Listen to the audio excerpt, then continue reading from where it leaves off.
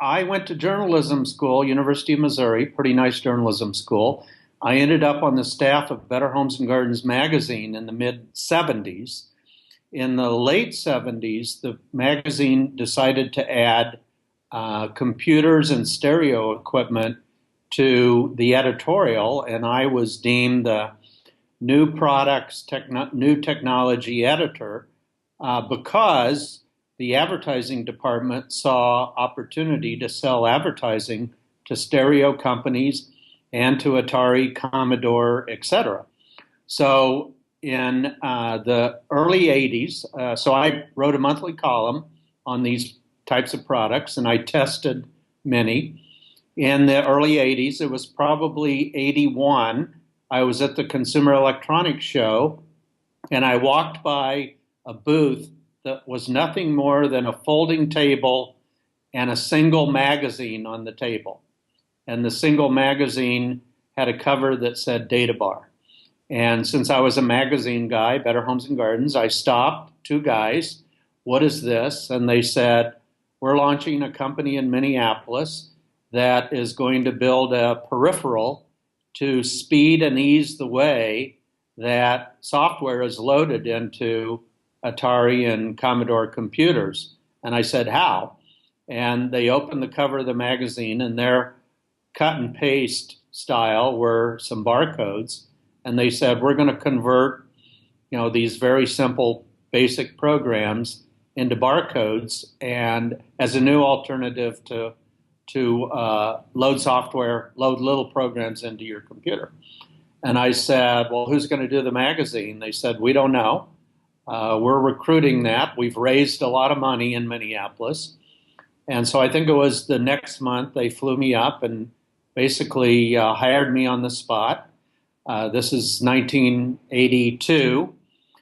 We had a lot of money. I believe we raised over $5 million. Wow. And so I arrived with. So who were the two guys? You said the two guys Oh, at yeah. the booth. Les was the CEO. They brought him in from Burroughs Computer. I'm blanking on his name at the moment. And the other one was an engineering guy, a hardware engineering guy from Montevideo, Minnesota. I'm blanking on his name as well. This is a long time ago. Sure. I'm an old guy. So it was Les and the other guy. Okay. And Les had a long track record at Burroughs Computer, so he was a smart guy. The investors in Minneapolis had brought him in to raise money and run this thing. One of the primary investors was a guy named Ed Orenstein, who founded Lee Computers, which was a very successful mini computer hardware company in the Twin Cities. So I arrived here in Minneapolis with a blank piece of paper in terms of launching a magazine. And the first thing I did was begin to look for a third-party custom publishing house. So I talked to several, and I ended up with Don Picard at Web Publishing, which was doing magazines for various airlines. I think they were doing the Northwest Airlines magazine at the time. And so we began to map out how we would do Databar magazine, and then what I called our sheet music software, that we would take the same programs and sell them on a cardboard backer at retail stores. So the same programs that were in the magazine were also sold separately as one-offs. That's correct. Oh, Plus a lot more. Mm-hmm. So we had sections in the magazine, funware for games, homeware for little programs like how to calculate how much lumber you need for your deck. And so we extended those categories, healthware, we extended those categories with separate standalone software. We began with web publishing and Don Picard to hire writers and map out the articles that we had, come up with the software concepts and then map out the articles and hire freelance writers.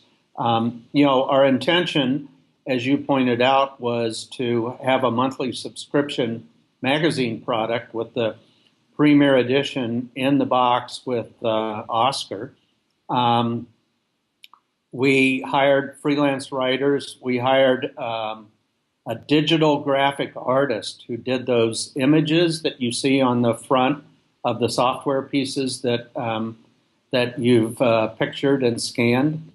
So this was very early in terms of kind of computer digital art. We hired a guy named Patrick Redmond here in Minneapolis, who was a real pioneer in computer digital art. Meanwhile, the engineering team was, engineering the optics for the OSCAR scanner while I was doing the publishing. And I don't know if previous interviews have talked about this, but they had a very hard time getting that optics correct, meaning a simple, easy way to scan the 31 lines of code on a page. We saw early on in trying to engineer that user experience that the little handheld optical reader, it was hard to stay on those 31 lines because they're not very high. So kind of a late decision was made to mold that plastic template with the slots in it that you would place over the pages for the optical head to run in those slots. But we finally got it, ready to ship, and we launched it at CES in '83. We got a lot of publicity, a lot of articles. I think one of the PC magazines called it the most interesting peripheral of the summer CES show. Wow. By the way, that same show, I went to a Sony party at the Chicago Playboy Mansion, and Ray Charles was the entertainment. So I'll always remember that launch CES show. So we shipped pre-holiday, 1983, and again, I'll be honest. The stuff started coming. We had Toys R Us was our main retailer. Alarmingly, the stuff started coming back. It was just not easy to get those, call it 31 lines of code on a page and 3 to 7 pages of code to load your 7K calculator to calculate lumber for a deck. So that really spelled the end, which was our customer service nightmare. It was a really good value proposition because the Atari and Commodore owners knew what limited options they had to run things on their machine. It was, I like to say,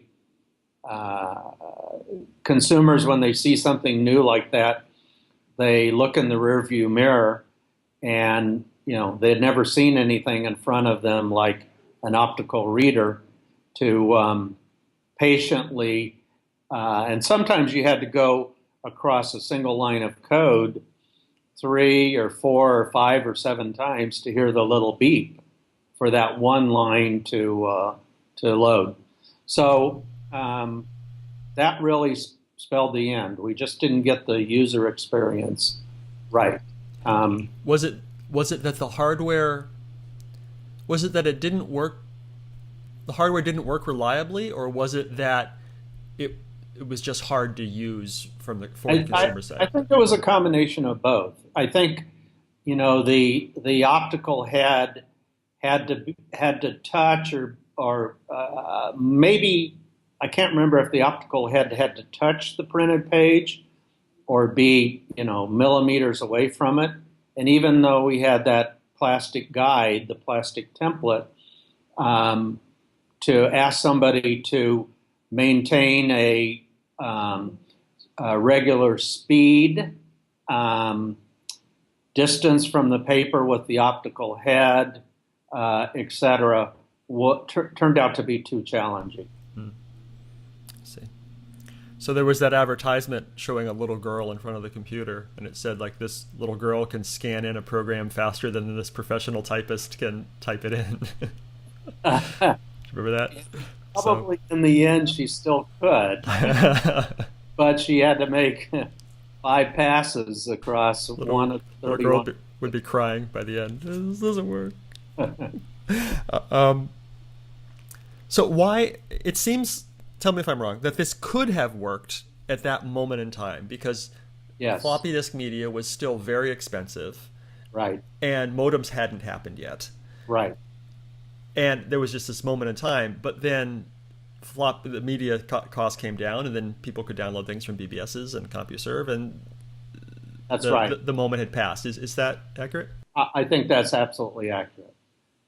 I think that if Toys R Us, great retailer, if we had sold, $250,000 OSCARs that holiday and had less than 5% returns, I think the investors would have re-upped. I think that we would have been seriously looked at by Atari and Commodore as a business partner. I think you're right. I think it could have worked in a moment in time. I'll go back to the founding of the magazine. When they hired me, coming from Better Homes and Gardens, I looked at the magazines that were currently out, and they were, as you know, they were all for enthusiasts. And I said, why don't we launch a home and family lifestyle magazine?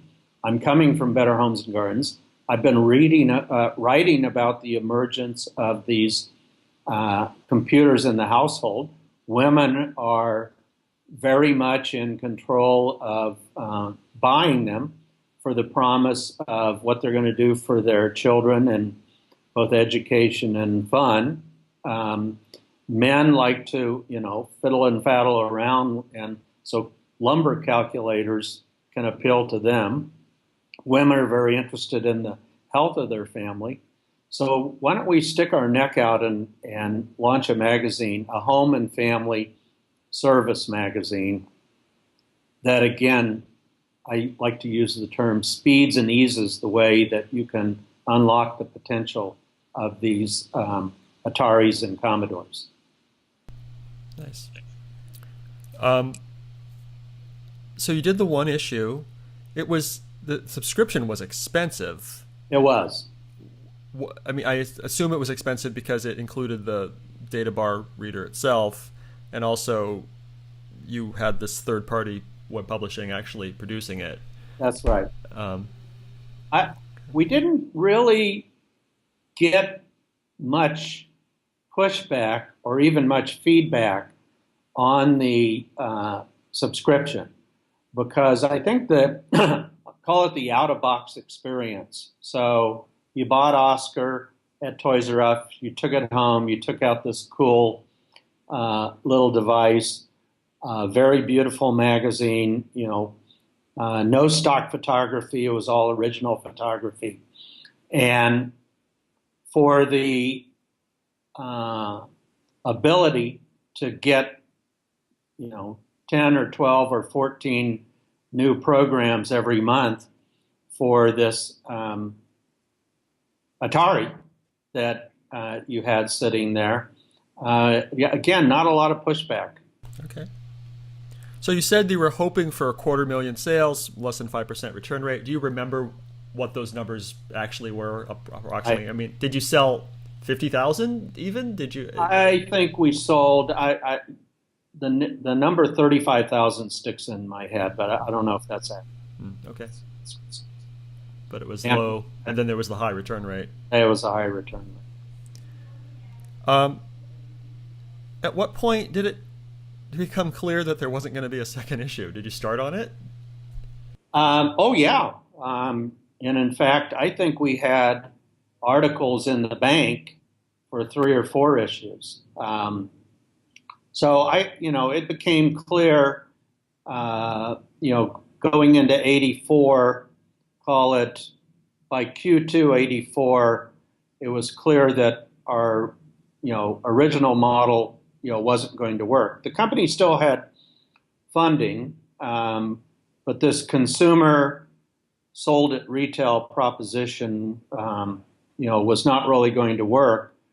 So we pivoted to, more looking at the engineering we'd done and the optics we had. Could we start a business, a B2B side of the business on scanning with our optics? We did get the opportunity to participate in the World Series of Poker that I told you about. Can I tell you Yeah, that I story? would love to hear that story. Yes, please. Okay.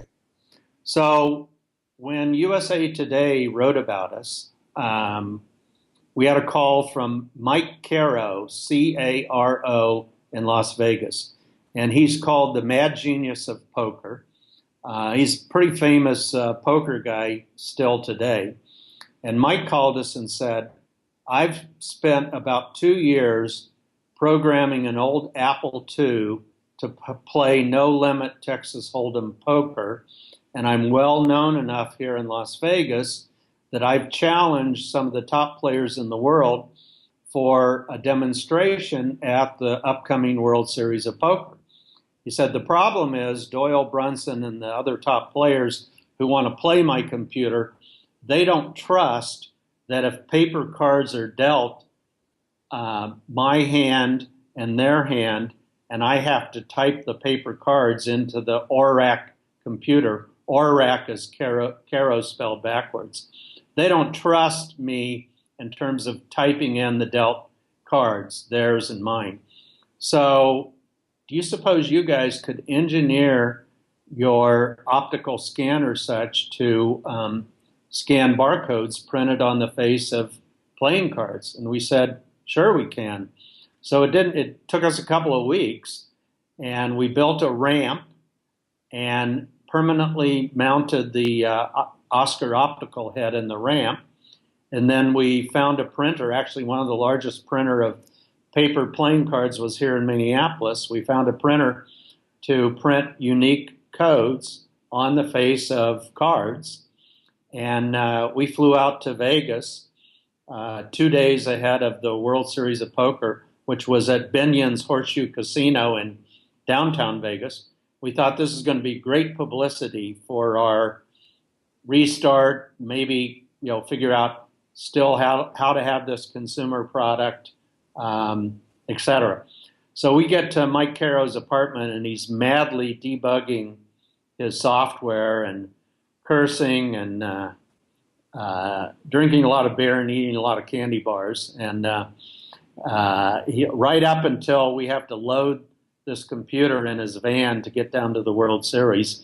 So we set up right in the middle of the floor. And of course, we got backroom access because we were in effect players. So we got backroom access with, 5-pound cold lobsters and beluga caviar and all that. And we held our own. I flew out with a buddy, David Mitchell, who might be interesting to talk to at some point too, because he was our chief software engineer. So David sat at the table and scanned the cards in OSCAR, and I was an observer, and we held our own. I think we played 4 or 5 matches and won 3 of them. So it was quite an impressive demonstration. So much so that there was a scout for the television program Ripley's Believe It or Not, hosted by Jack Palance. And we got a call from Mike Caro a couple of weeks after the World Series saying Ripley's Believe It or Not wants to tape a segment of ORAC against one of the top poker players in the world, Bob Stupak. Bob Stupak, now dead, owned and built the Stratosphere Casino in Las Vegas. Caro said that Stupak has bet $500,000 that he can beat ORAC the computer, and another casino owner in Vegas who absolutely hates Bob Stupak, he's backing me with $500,000. So we flew out again, and once again, Mike is debugging the computer for hours and minutes before the TV lights go on. The whole television lights and cameras are set up. We start to roll. There's actually $1 million of cash sitting in the middle of the table. $500,000 from Stupak, $500,000 from his enemy, the other casino owner. And we were holding our own. We were quite ahead of Bob Stupak. Mike Carroll will write that somebody kicked a cable and we had to reboot the ORAC computer. I think what actually happened is we hit a bug and Stupak went all in and ORAC, the computer, got confused and folded. Should not have folded because Stupak went all in on a worse hand than we had scanned in to the computer with ORAC. So I think you can still find that episode on Google, Ripley's Believe It or Not, December 9th, 1984.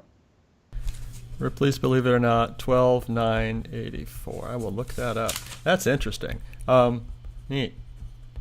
Yeah, the article that you sent me, it said that someone kicked a cable, and so you're saying Right. that's not what really happened. That's accurate. Nice. Fun. Were there any other weird publicity stunts or things that happened with Databar? That was the weirdest. We did do some mall intercepts, and of course, when you intercept somebody in a mall during holiday shopping season, they think they want you to be all positive. So we were probably buoyed by the positive response we got by having people try OSCAR in malls. I think we actually set up in some Toys R Us stores too and demoed OSCAR. But again, in my experience, market research like that, people want to be nice and think you want them to be nice. So that was probably not great market research. Right. Yeah. So I know the magazine was available for Atari, Commodore PET 64, and TI 99. I think you said that they may have been working on other editions as well. Do you remember? Yeah, I know we had Timex and Sinclair. Are those one and the same? That's the same thing. Yeah. Yeah, that's what I thought. I knew we had those in the shop that we were working on. PC Junior. I think that's the extent that we were working on. Cool. So did you have in-house staff programmers churning out these little programs?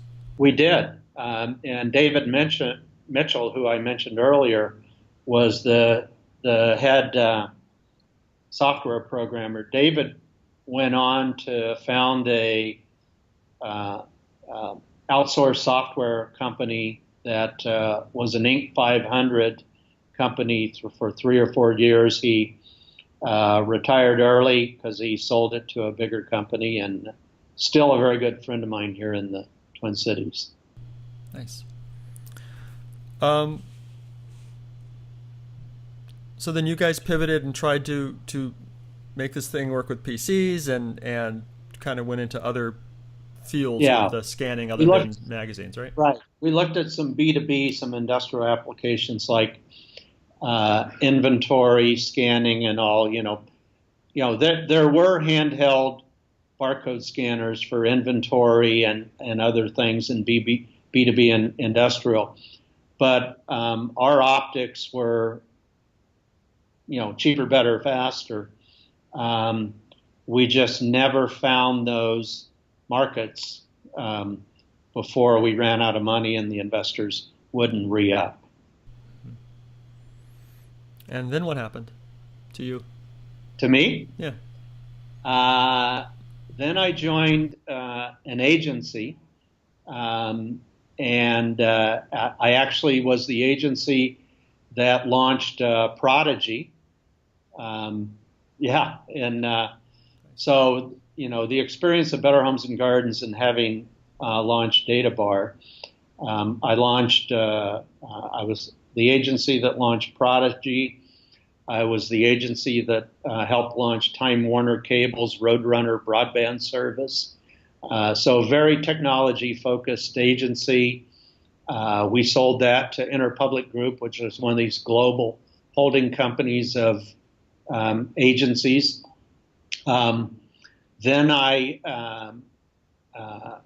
started an internet company in '93 actually, I started a CD-ROM software publishing company called Home Trends, and I got a license from Home Time, which is a PBS home improvement TV series. So I spent 2 years launching a CD-ROM software company featuring Home Time, the PBS series. This is when CD-ROM titles were $49.95, and the day Microsoft decided they should be $19.95, we were dead.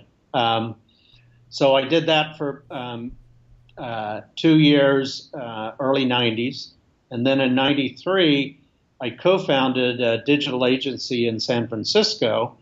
We called them interactive agencies at the time, and we looked to transition from CD-ROM to internet. So with Home and Garden Television, we launched Living Home, which was a hybrid CD-ROM internet title where you would dial out from the CD-ROM 9600 baud to get data off the internet for Living Home.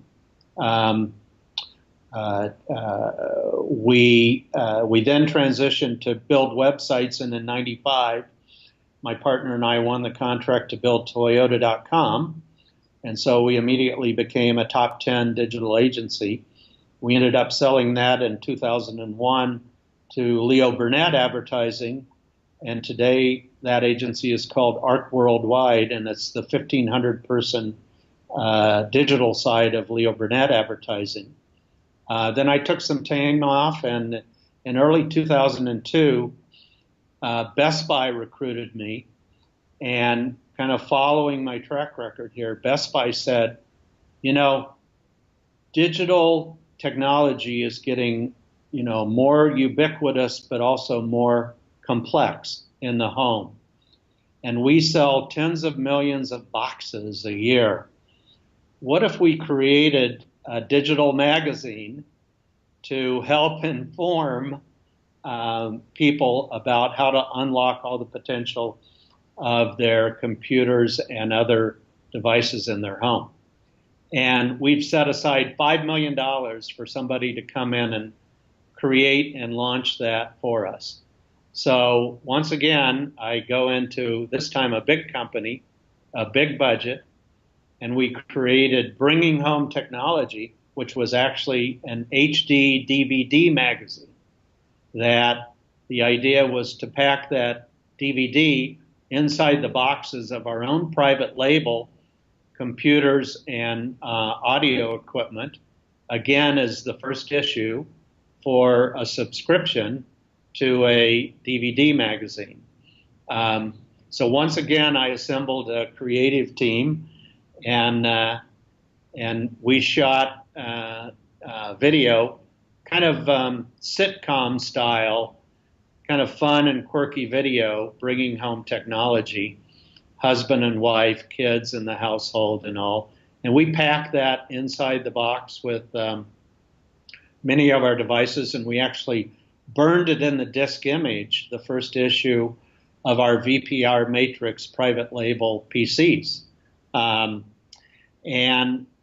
we had advertising from Sony and other brands in the video. It was one of the first videos where we paused the content and started to play an ad for Sony or the like, and you could skip the video and go back to the video content. Regrettably, my $5 million 9 months in, after I got the premiere issue out, became quite a bit less than $5 million because Wall Street was not happy with Best Buy's performance at the time. So once again, that was a single issue experiment. bringing home technology. And, we intended to, make it web only as the web expanded and matured and got faster and better. I then spent 2 years at Best Buy in strategy and innovation as liaison to the venture capital industry. We argued that a way to stay ahead of Walmart, Amazon, and Dell, which were our big competitors then, this is 2003, would be to go to the venture capital industry and look at everything they were investing in, things that we could help run our stores, things that we could help run BestBuy.com, products like the Sling Box that we could put on our shelves.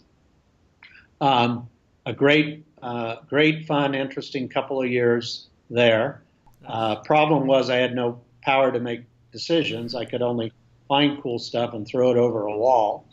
Left Best Buy, founded my third agency with the then president of Target.com, Ovative Group, and that's a nice digital retail consulting firm today. I left 3 years ago because I'm easing into semi-retirement.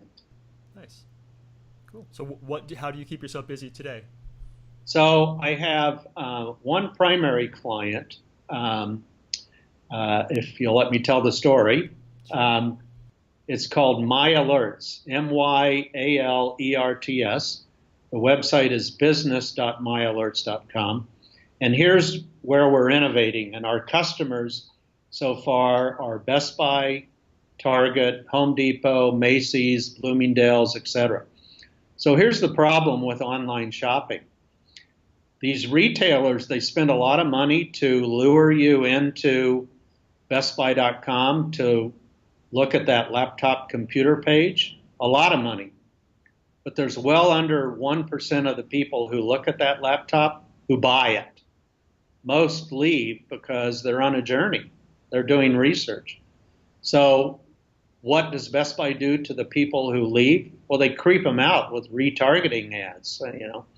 3 hours later, picture of the laptop. Are you sure you don't want to come back and buy it?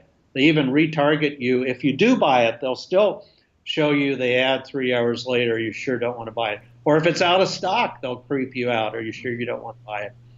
So My Alerts raised $10 million, and we've built a technology that easily inserts a new button next to the single button that is on those product pages today. The single button today basically says buy or add to cart. And with fewer than 1% of the people clicking that button, we simply insert a second button that says get alerts. Click, pop up. Best Buy wants to thank you for looking at this product. Would you leave your email here one time and then give us permission to market to you after you leave this page if Sony drops the price, if Sony adds a new model, if a new review is posted, etc.